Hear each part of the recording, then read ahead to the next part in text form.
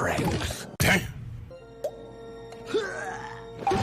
Damn, bro, you got the whole squad laughing. This movie was referred to me, and not quite sure why it was. I'm gonna be attempting to draw or speed paint a human. I'm really horrible with humans, and unless I spend days on it, it comes out looking like the freaking Nightmare Before Christmas skeleton. But anyways, just to do some filler, I'm going through some evolutions at the moment, if you'd excuse me. But I sat down to watch this. I wasn't feeling particularly well, still getting over the COVID-shish. And I was shocked that I was able to sit down and finish this whole thing in one go because, oh my goodness gracious, what an adventure it was. So they start off with a story where, like, in the beginning there was only darkness, and then this monster called Zal was born out of the darkness. He ruled some monsters, and he also oppressed humankind with these monsters. And this buff dude named Kron, the warrior of warriors, came and tried to defeat him. In his tight G-string, he came down and freed all of the humans by basically going up against the final boss and also dying in the meantime. Of course, this is the legend being told about this superhero person, so they have to make him look as grandiose as possible. And so everyone's watching, and right when he causes an explosion and kills the main bad guy, they find out that it came at a cost, and there's like this gigantic hard wood inside of his chest. So after he sorry, it's just the way it happens. This movie's so weird. After he takes the stick out of his ass, stick out of his chest, what the hell? Blood just pools, because how he's still standing, I have no idea. They never explain that. He's just that badass. And all of these myths from all of the cultures always end up with some really weird and over-the-top exaggerated story about the origin of mankind, like, you know, snakes talking and deceiving people, and people with mortal wounds not dying even though their organs are no longer there. While his blood is spilling and pooling all around the little rock he's on, the people just start to drink his blood. We're supposed to think this is touching or not. It's supposed to be reverent, but it's not. It's just freaking disgusting. And you're like, oh yeah, it is disgusting. They're savages. But then you got the communion with Jesus and stuff, and body and blood and all that jazz, wine and bread. Like I said, everything has to do with blood with these freaking stories. As a result, everyone that drinks his blood becomes like him, like super strong. So his blood bursts a whole race of these super strong Herculean people called the barbarians.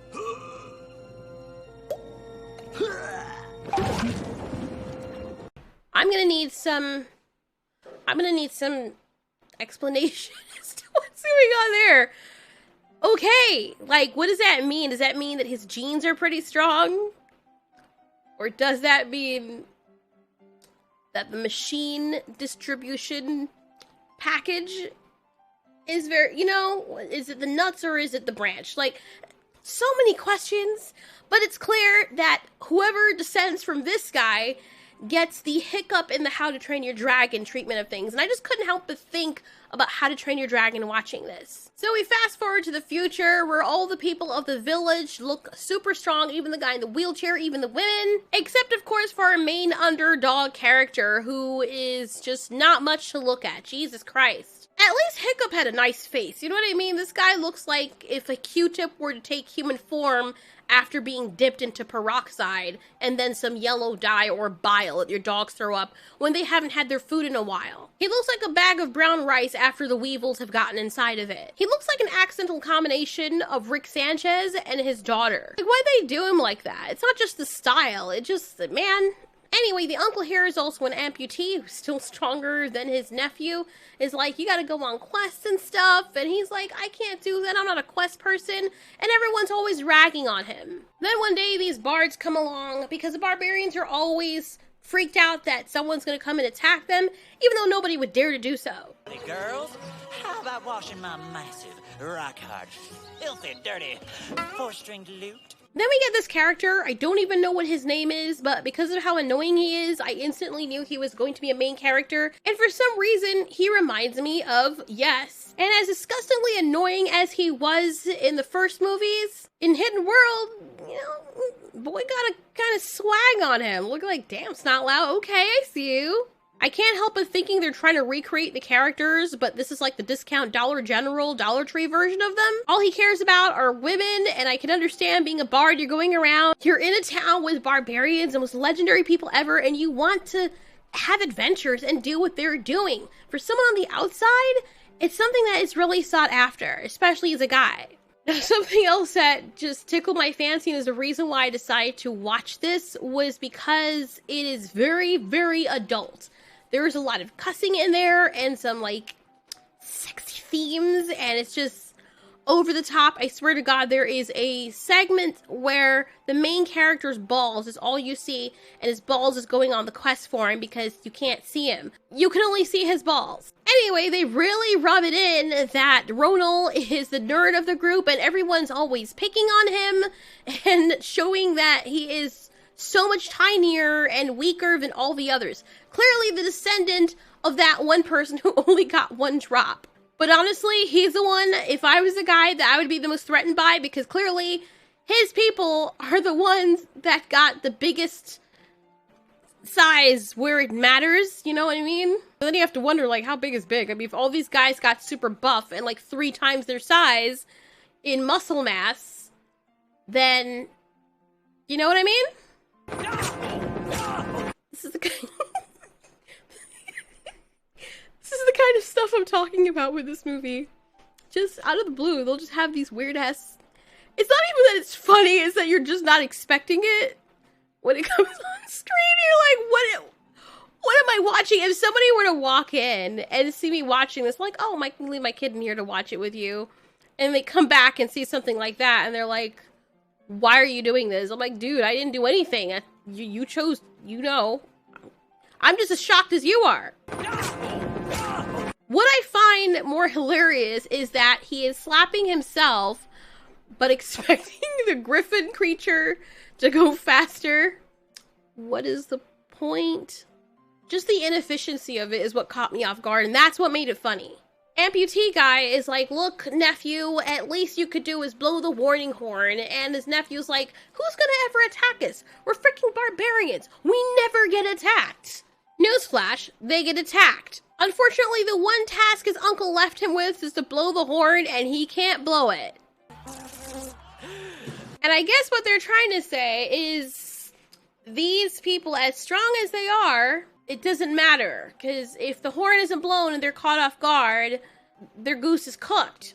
I can't help but thinking that after all the generations of people who've had Crone's blood in him, that there wouldn't be one irresponsible person who couldn't blow the horn, or somebody who didn't watch, because they're all kind of dull when it comes to intelligence. No, not one, really? And for plot convenience sake, all of them get captured once again. They put up what we're supposed to think is a decent fight, but they all get captured with this big army. Ronal, the main character, the one that's so weak that I'm trying so shamelessly to draw right now, a slightly more attractive version of, he is guilty, he feels responsible for everything that happens, and his uncle ends up dying because really, he's just freaking stupid. This guy is wearing this armor that cannot be pierced by weapons. He's like super strong, and he wants to bring back in his Dark Lord, the evil thing that Crone, the original warrior, beat in the beginning of the movie.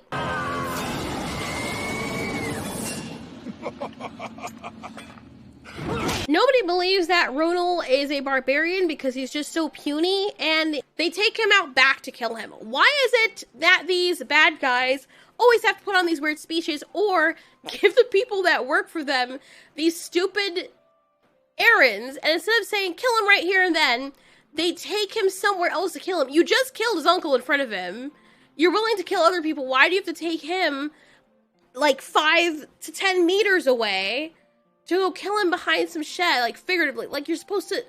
I just don't understand. That was just to give him enough time to be able to escape. And it's so stupid because we're supposed to believe that he's a hero. He's not even an underdog, because every time he ever really does something, it's by mistake. It's always just luck, right? I guess his balls are so big that the universe is like, lappy lappy. I'm gonna throw extra luck in for you, wink wink. Because there's no rhyme and reason. At least with Hiccup and How to Train Your Dragon, he had smarts. He made up for it for his lack of brawn with brains. This guy is just stupid. It's just pure luck with him, which doesn't make me relate much to him as a character, but I know it's just stupid, and it's meant to be taken hilariously, which, trust me, it is. It's just, spoiler alert, by the end of the movie, they don't even really truly respect him because he never actually earned that respect. When he ends up setting his friends free, which, spoiler alert, yes, he does, it's by accident. His uncle tells him to avenge his village people. What the frick was that? The bard guy comes along and is super annoying. And they set off on the quest to go to the mountain and win back the people. And they know they need help. They can't do this by themselves. But you know what? Good on him for trying. Go easy on my goddamn hemorrhoids. Jeez, did I wash my hands? Who washed their hands anyway? Who gives a fuck? Seriously, some of the humor is just... I don't even know what to say. It's almost like it is funny if you're not expecting it. But then after you go into the movie for a while, and that's the only humor they have, it's just like, okay, now you're just trying to be edgy for the sake of being edgy, but it's not really funny. You know what I mean? It's just irreverent. That's what I would say. This movie is like what someone would make for kids when kids want to feel like grown-ups. Like, it has adult themes, but its delivery is for people who are either extremely amused very easily, or for kids who want to watch something and feel like they're men, like they're part of the big boy crowd. Look, we're watching a cartoon, but they cuss like adults do. And it just comes off very cringy at times, but, you know, like weird. I think Sausage Party did it better.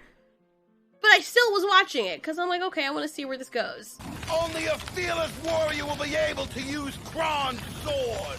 So they throw all of that in, because they're like, you gotta have that special sword that Kron has, so that you can be invincible, and so you can win back your whatever. But they have no idea how to really find the sword.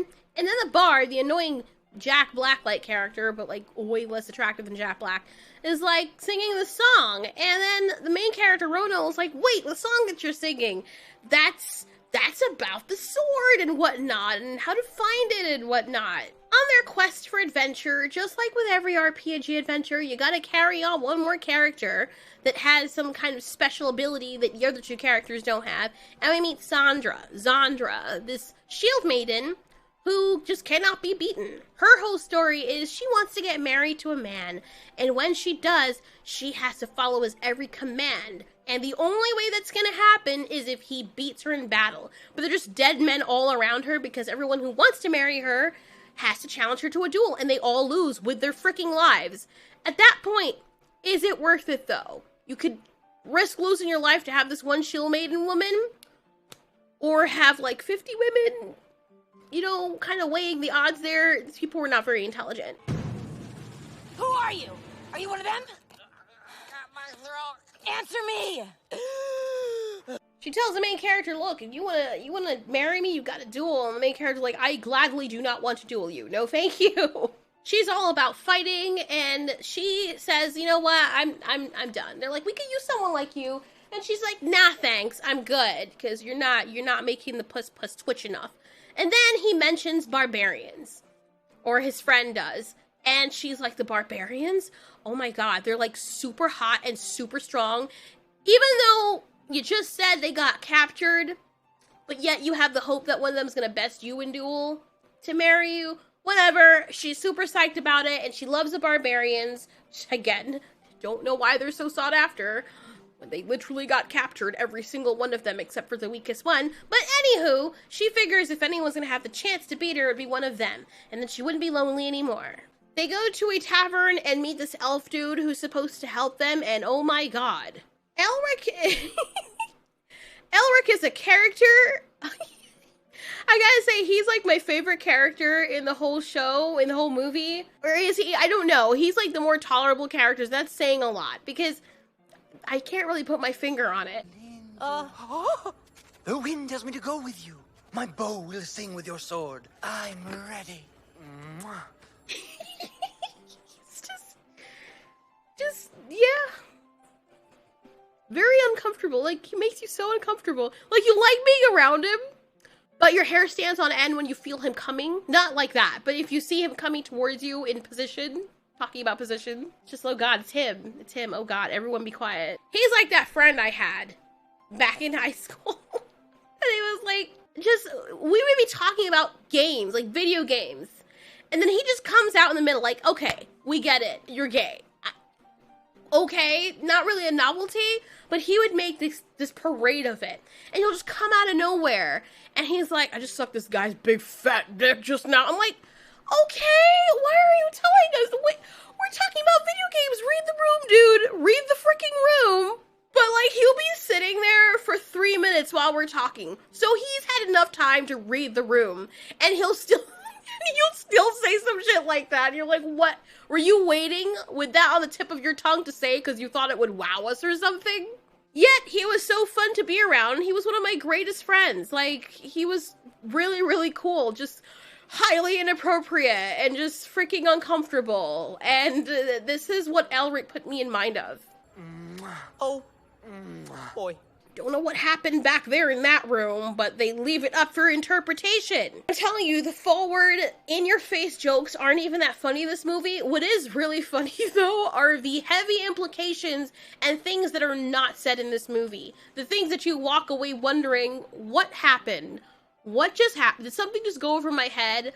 Oh, wow, I caught it by its leg. Let me drag it back in the front and look at it. Oh, that's what happened. But I don't know for sure. But the fact that they left it open like that means that's what they want me to think, those sick fucks. Anyway, Ronal's like, listen, shield-maiden, Zandra, we can't fight. I don't want any bloodshed right now. And then when someone comes to challenge the shield-maiden for her hand in marriage, he intervenes and he's like, look, we got somewhere we need to be. And the guy starts fighting him.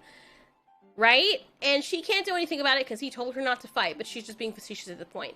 But it's okay, because Ronal, like I said, is super lucky. He never has to do anything himself, and as luck would have it, the bad guys who are looking for the last barbarian, because their ritual won't work unless they have all the sons of Crone, and of course, not having realized that this puny guy was also a barbarian, the ritual won't work without him. So the bad gimp guy sent his people, or his little toucan bird thing, to go sniff out for a son of Crone. They found this tavern, and of course, chaos ensues, and Ronal and his friends are able to escape. Challenge the Lord Volcazar's riders goes unpunished! So Elric is supposed to be the elf who knows what he's doing, but half the time, it's like he doesn't know what he's doing, and luck just falls into his very, very tiny lap as well. Stop. Look. Then in classical RPG-ish fashion, they have to go to this place with the elves that are guarding this book that he needs a page from so that he can figure out how to get the sword or where to get the sword.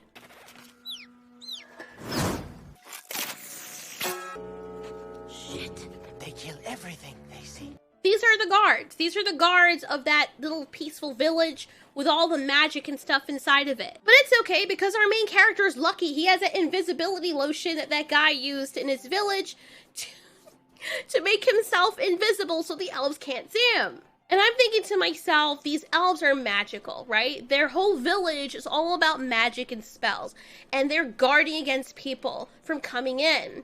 Did they not consider that there would be people out there who were also going to try and use magic to come into the elf village?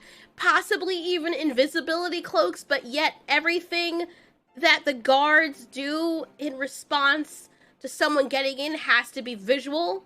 So doesn't really make a whole lot of sense there, being that they're elves and they're supposed to account for that. But it's this story. Of course, just because it's this story as well, they have to have it in pure perverted fashion. Because can you guess the only part of him that he did not rub? He somehow was able to get everything. Even apparently his eyeballs, mind you, because I'm guessing he has to have his eyes open when he's going through this village so he can, you know, see. And he rubbed his eyeballs, but didn't rub his flesh balls. What the fuck is so funny? You missed the spot. What? What? It's fucking empty? Yeah, right. Yeah, you mean to forget. Like, how do you forget you're down there already? You rub the inside of your thighs, your butt cheeks, and the cleftal horizon of your ass. Yet you forgot your whole entire crotch area. Please. Not a speck on that? Are you kidding me? So he's like, I gotta do it. And these guys, these elf guards, have freaking hawk vision, but yet they don't see something wrong with the statue.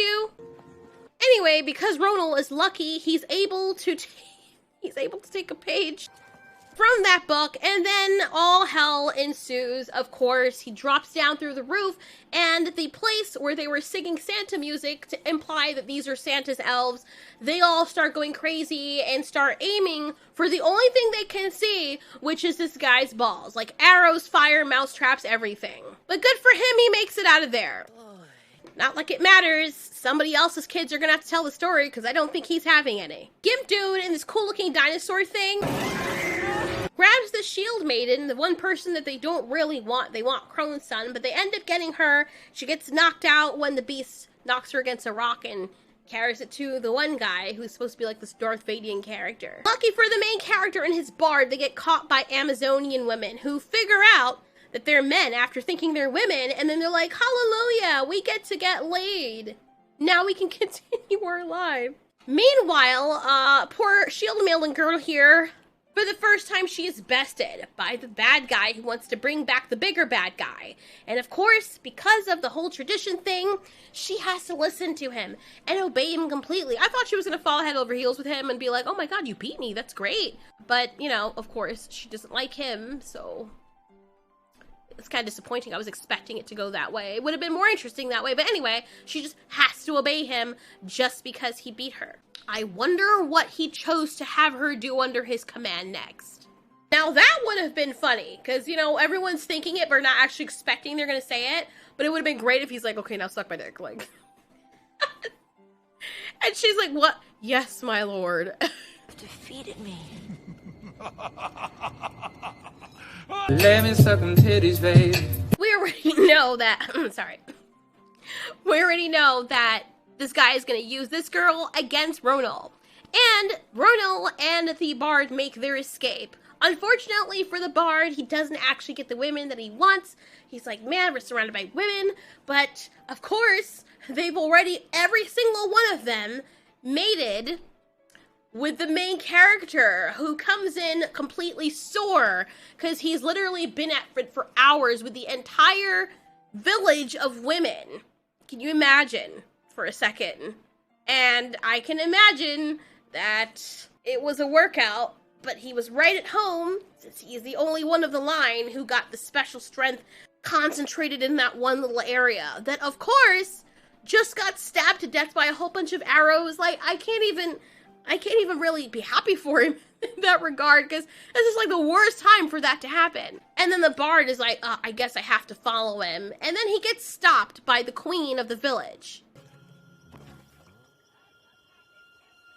Are those real? Of course. I just had to see you. Don't know why she's talking like a freaking repressed woman preacher, but she all but, I can't say the word on YouTube, but, you know, tearing at his flesh to violate, except he does not see it as a violation. And he's like, no, I gotta go. Really? Really? You have this opportunity? I'm sure your friend can wait 5 minutes. It's not like y'all have clocks on your hands.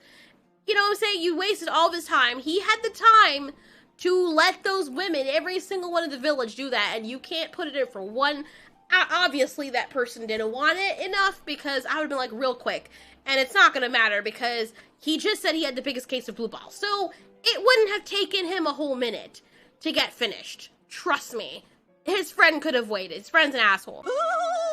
I can't with the freaking sounds they make. It's just, like, I know it's a cartoon, but, you know, why are you doing this? Why are you making them sound like this? Why are you making them look like this? Thanks to the elven page, Ronal finds that special place dedicated to the first barbarians. There's a nod to his ancestor. He takes the sword from Crone, who sighs when he immediately drops it.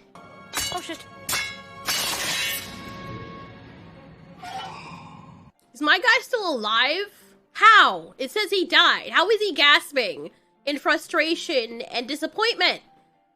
How?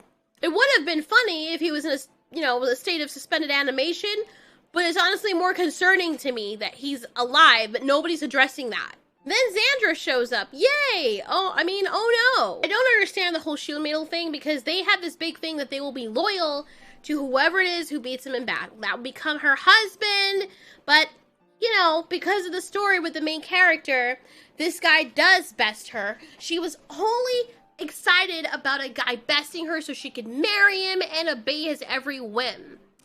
Like, unrivaled. But this guy does, and she's sad. Okay? I mean, I know she's not a robot, and she probably figured that it was going to be something that it really isn't. But why is it in these movies and animated films that when it's a random human being that for all you know could be a freaking serial killer, the woman's happy, but then when someone else does the same thing she wanted this guy to do, she's somehow sad? I don't understand that. Oh my god, I'm drinking yogurt right now. This is the one that you drink. And I just got a whiff. Holy shit, man.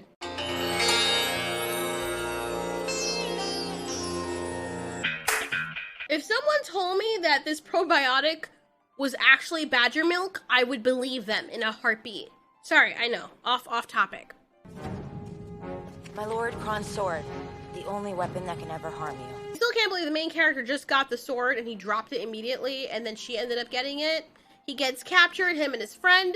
There's a lot more that happens in between, because later they get into the place where the bad guy, the tower where they're going to resurrect the big boss bad guy, and they dress in the soldiers' clothes that were actually impaled and hanging up. Yeah, you can actually see the bodies. And then they get captured anyway, or at least Ronal does. And he's like, they have me already. They don't need the bard that's his friend because he's not a barbarian. He doesn't have the blood. But the barbarian got the sword somehow. They end up getting the sword. Some foolishness, and he gives it to Ronal, the main character. But he has to break him out of his, not guillotine. What's the thing? The yoke that's around his neck, right? This scene is so stupid, because you could have broken him out that easily. But you didn't do it with the actual strong men. Look at that. Look at the strong guy who was right next to you. You didn't think it would be a better idea to break somebody off that could use the sword instead of the puny person? Okay, let's argue that maybe his yoke was easier to break because it was skinny. Ronal is given the sword because he's a barbarian. A barbarian has to wield it. And this is our main character, our hero, who wields the sword standing point blank from someone and misses. God, would you believe this shit? Are you for real, man? Drop it, sweet cheeks, Brasso.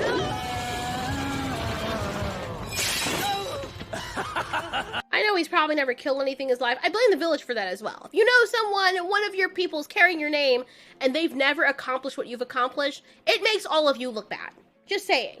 So, it's okay though, because like I said, this main character has all the luck in the world because his balls are so powerful that it just manifests good luck wherever it swings into the ether. The swing ends up cutting his pole in half, which frees all of the people, and then they end up fighting the army, which is something they could have done from the beginning, because there's nothing different in this situation outside of the location, which is in the enemy's territory.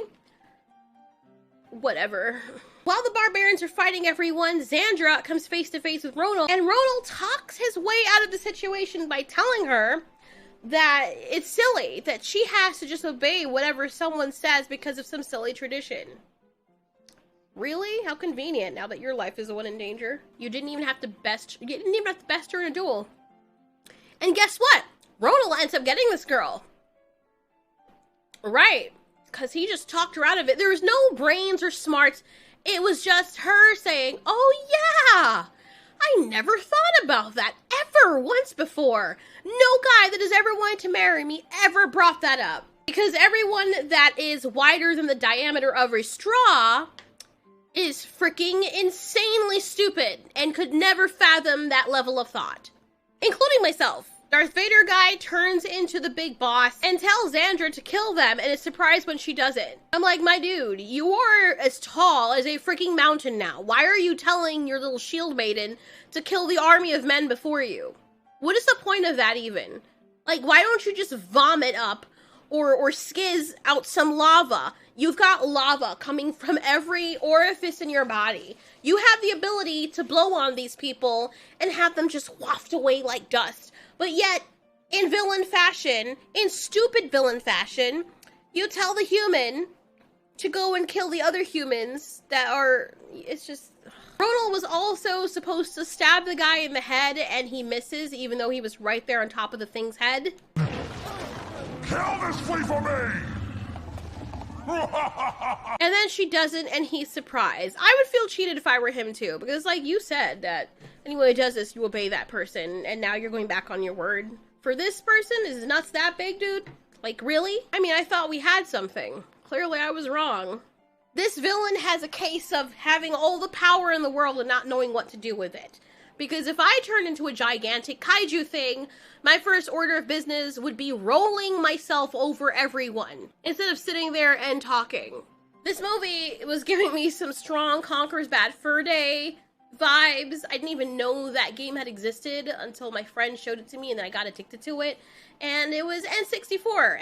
N64? Yeah, N64 games era, whatever. It's so interesting, the games that they had back then. Wow, Super Smash Brothers, that was mine. But this looks like that. It looks like PSX graphics. It was an older animated film, so I can excuse it. But I think the designs of the characters were throwing me off, because they were like, oh my god, you're so pretty. And I'm like, you are? You look like a broom with carrots stapled on its face for eyes. Then again, in universe, that might be the level of beauty that there is, so who am I to judge? But anyway, Zandra does not listen. She is squished seemingly to death, but no one talks about that afterwards. She doesn't have any injuries thereafter. While Ronal's entire village comes after this monster and tries to take it down, that's when he's like, oh my god, yeah, he's distracted. Let me stab him now that I'm finally getting help from everyone. I mean, everyone holds his hand throughout the entire movie. Or the plot does. And he just wins in the end. The boss is defeated. He gets the girl after getting all the Amazon woman, mind you. And I guess he kind of becomes a leader, but not really, because people still dog on him and pick on him. Fucking barbarians! Love that song. But it was an interesting movie. It was freaking weird, but I don't remember the last time, aside from One Punch Man, which actually made more sense and was more palatable than this movie, where the main character is literally handheld throughout the entire... Oh wait, they do that with modern movies now. Specifically with the female characters. For some reason, like, females can't stand on their own. It is very infuriating. I hate it too. I hate it with a passion. And seeing it on a male character, seeing it on any character is kind of ridiculous. I get that that was part of the gag with how ridiculous it was, but I came away feeling like I don't want to root for this character. This character is freaking stupid. I didn't feel anything for him. I didn't feel anything for anyone. The jokes were not my kind of jokes. It was just edgy for the sake of being edgy. I think any 10-year-old to 12-year-old will enjoy this. If you want to make them feel special, like you're letting them in on some secret society, then show them this movie. And they'll walk away and tell all their friends, like, guess what I watched? I watched this animated film, you know, it was like CGI cartoon, but they cussed, and my mom made me watch it. And then some of them may have their parents do it, not realizing what it is, and still brag to their friends, because that's how dull some of their lives are before they hit puberty. But it was okay. Am I happy I watched it? Not really. If I could go back in time and unwatch it, I would be just as content. Thanks so much for watching. This has been Alteori. My human character looks disgusting. I needed like about 2 weeks to make this character look like an actual human, but because the characters in this movie look so horrendous to begin with, I don't feel bad. I feel like anything that I could do is a step up in the right direction in terms of art style. Anyway, thanks so much for watching. This has been Alteori. You ask, we answer.